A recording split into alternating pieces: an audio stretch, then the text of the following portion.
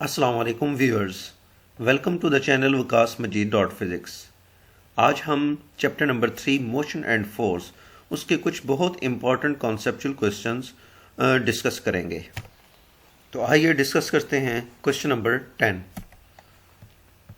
Question number 10, calculate the angle of projection of a projectile for which the kinetic energy at the summit is equal to 1/4 of its kinetic energy at the point of projection.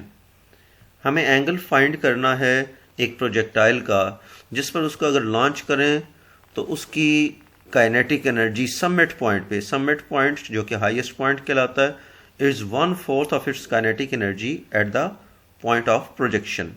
तो consider कर लें कि हमारे पास कोई एक projectile है जिसे हमने इनिशियल वेलोसिटी v0 के साथ लॉन्च किया है, making an angle theta with the horizontal. ये प्रोजेक्टाइल मूव करता है, इसका पाथ दिखाया हुआ है और इसकी maximum height at point P पे है। ये पॉइंट P ये समिट पॉइंट कहलाता है। स्टूडेंट्स, आप जानते हैं कि ये वेलोसिटी क्योंकि एक वेक्टर क्वांटिटी है v0, इसको हम कंपोनेंट्स में रिजॉल्व कर सकते हैं। कंसिडर कर लें कि ये एक वेक्टर वेलोसिटी वेक्टर v0 है। अगर इसके रेक्टेंगुलर कंपोनेंट्स ड्रॉ किए जाएं, दो रेक्टेंगुलर कंपोनेंट्स, एक हॉरिजॉन्टल कंपोनेंट होगा v0x और एक वर्टिकल कंपोनेंट होगा v0y।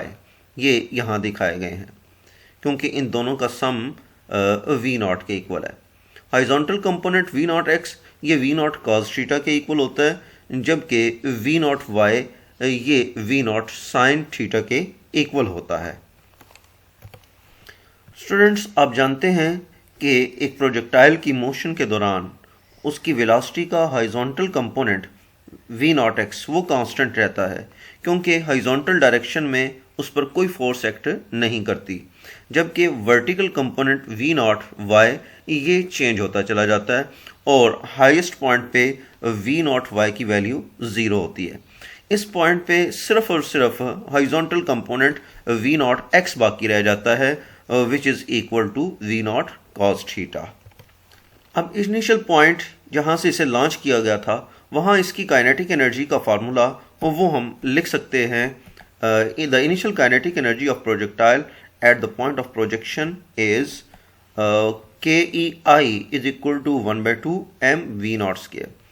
ये इसलिए क्योंकि इस पॉइंट पे इसकी जो इनिशियल वेलोसिटी थी वो v0 थी और जब ये टॉप पे पहुंचेगा, हाईएस्ट पॉइंट पे पहुंचेगा समिट पे, तो इसकी काइनेटिक एनर्जी क्या होगी? उस वक्त उसकी kinetic energy KEF is equal to 1/2 mv0 square cos square theta, क्योंकि इस पॉइंट पे उसकी जो वेलोसिटी है वो v0 cos थीटा के इक्वल है और इस पॉइंट पे वर्टिकल कंपोनेंट 0 हो गया। vx is equal to v0x is equal to v0 cos theta and vy is equal to 0।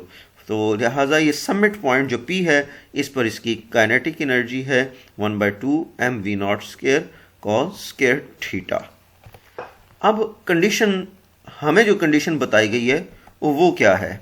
वो ये है कि समिट पॉइंट पे काइनेटिक एनर्जी, ये पॉइंट P पे kinetic energy initial kinetic energy का 1/4 है, जिसे हम मैथमेटिकली लिखेंगे KEF is equal to 1/4 KEI।